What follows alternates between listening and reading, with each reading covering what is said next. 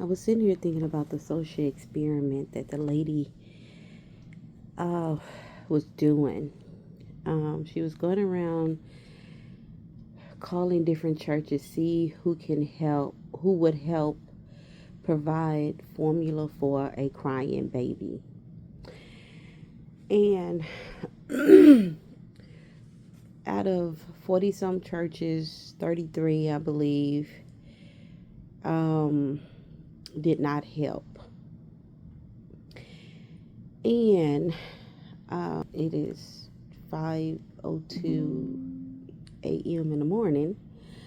As I was sitting here thinking about it, I just thought um, the about the shepherds feeding the sheep. When new believers come to Christ, they are babes. They are crying out to be fed.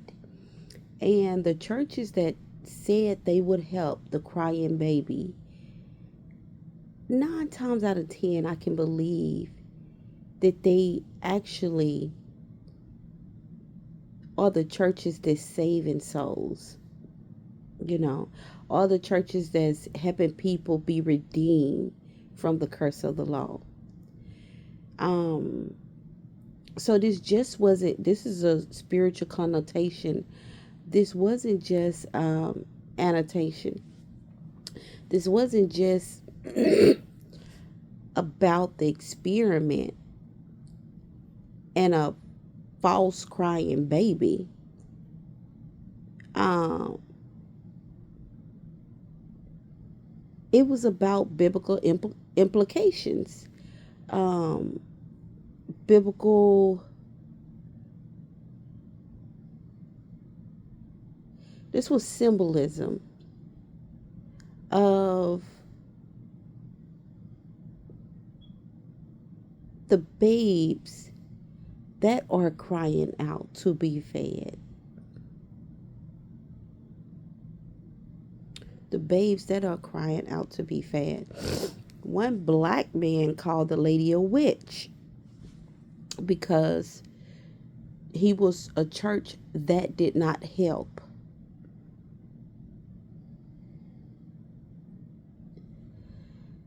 Yo,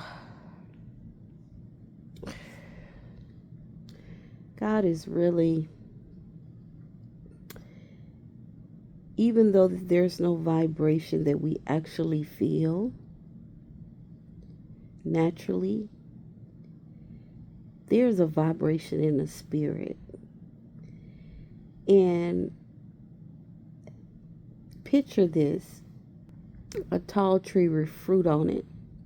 You can't hardly see the fruit. Someone's shaking that tree to expose the fruit, and exposing the fruit is allowing it to fall. Well, I see that shaking in the spirit, how God is shaking up the ground.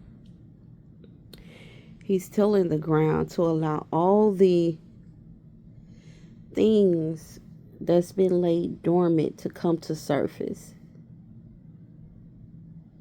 so the roots can grow uncontaminated by mixture of other things that does not belong there. There's definitely are the shaking is happening in the spirit to uproot a tree that's been planted. And the first, um,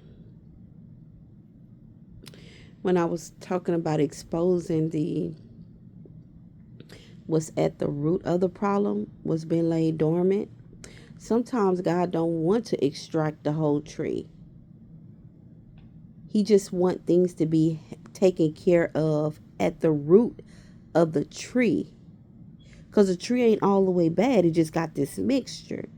And then you got sometime God have to uproot that whole tree. Because the whole tree is rotten.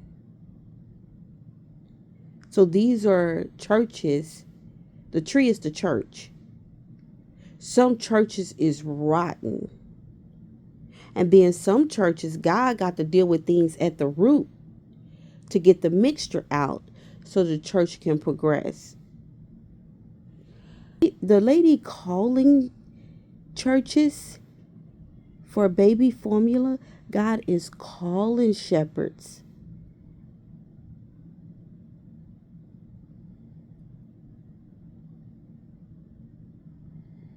Calling out to shepherds to help the babes. Not with imitation milk, but with spiritual milk. Right? The formula was powdered formula is a synthetic form of something else. Right? So he's calling ministers. The lady calling churches, symbolism of God calling ministers to a higher standard, to be generous, to be charitable. And that ain't always financial.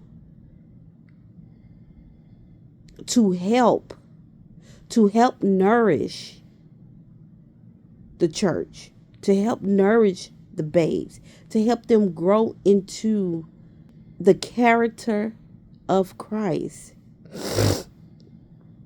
So think about it. Yeah, some people just look at on the surface and what her actions. I'm for it. God is exposing, showing people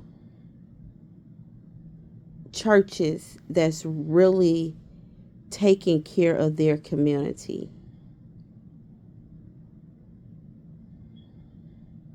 And should the mega churches be taxed like a business? I believe so. The mega churches should be taxed. There should be, and God is shifting things as it relates to the church.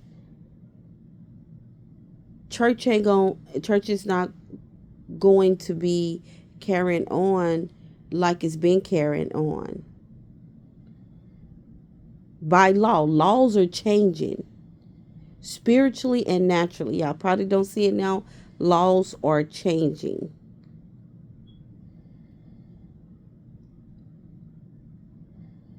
When the laws shift, there's a lot of churches gonna come crumbling down because they build in vain.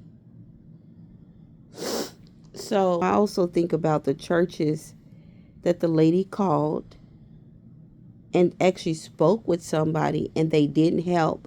That person that answered that phone could have said, you know what? My church have their system that I personally have to abide by, being an associate here or employee here, or however you say it, however they want to say it. But I can personally provide you with baby formula. If you come, I will give you the money to buy the baby formula. See, it's not just on the church. It is on the church, but it is every person's responsibility to care one to another, to open their hearts and their minds to help each other. Person that answered the phone, it's their responsibility to help. And if you got employees in your church not extending themselves to the community, it's a reflection of you, the leader, you, the shepherd of the church. Sheep are not there to fatten the cow, or no, fatten the bull. The shepherd fatten his pockets, fatten his stomach, fatten his household. Sheeps are in a church to help the community, just like the shepherd is a shepherd to go out and be of good help to his community. Now, granted, there's a lot of people that beat the system, but there should be a system in place in these congregations to detect when somebody is trying to commit fraud on against the church, on the church or whatever, and when they are not. There should be discerning spirits. When I say discerning people that ask foundational questions or structured questions to see if they are being scammed by somebody that really don't need. It's crazy, y'all. It's crazy. But I spoke about how there will come a time when people will really be in need and the churches will not help. And this is the experiment, though. This is the experiment. But God forbid that we experience the real thing. Right? Because the churches that did help is going to be targeted because they will help. And may God bless these churches abundantly to gain more so they will have more to help with. That's my thoughts. That's my thoughts on it.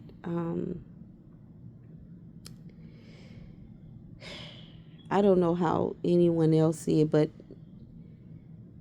it was a blessing to it was a blessing that came forth with the experiment, whether the lady tensions was wrong or good. I'm not the judge of that, but the experiment was a blessing to many and for many. And if you want to know how, ask how. I'll tell you. It was a blessing. And it was a blessing to the church to see the attitudes, to see the heart. Who had a heart of Christ? Jesus fed 5,000, and that wasn't including the women and children. He fed over 5,000. And he didn't ask for them to follow him. They followed him to be taught his word. And before they departed from him, he fed over 5,000. So how many more can a mega church feed if they put their hearts into it? How many churches? How many people can you nourish? You got a mega church, 1,000, 2,000, 3,000 seats. How many babes can you nourish by the word?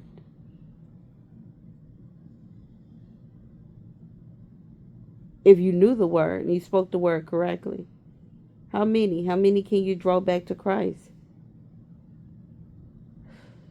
Yeah. Okay. Y'all be blessed in the Lord.